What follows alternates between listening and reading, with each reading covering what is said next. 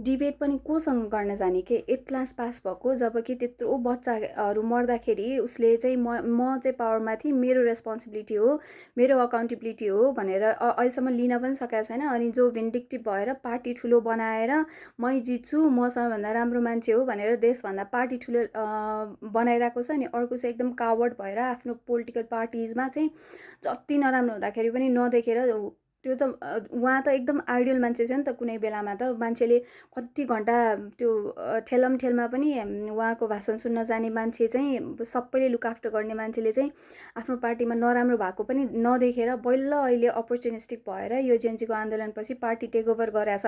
त्यो मान्छेसँग लेभलै मिल्दैन क्या। त्यो भन्दैमा नयाँ पार्टी मात्र सबै राम्रो हुन्छ भन्न खोजेको होइन। हामीले क्वेसन अराइज गर्न पाउँछ, एन्सर आउनु पर्यो। तर यो डिबेट गर्नुभन्दा पनि जसरी मिडियासँग कुरा गर्नु पर्यो नयाँ पार्टीले पनि, मेरो एजेन्डाजहरू यस्तो छ। हुन त एजेन्डा सुनेर केही पनि हुँदैन, पहिल्यैदेखि एजेन्डा सुन्दै आएको हो। नेपाललाई स्विजरल्यान्ड बनाउँछु भन्दै त्यो त पहिल्यैदेखि हामी सानै हुँदादेखि सुन्दै आएको हो। तर एजेन्डा होइन, आफ्नो मनको कुरा चाहिँ भन्न पाउनु पर्यो, भन्न पनि पर्छ। पब्लिकको क्वेसनको एन्सरहरू दिन पर्छ। तर डिबेट गर्नलाई चाहिँ लेभल नै मिल्दैन।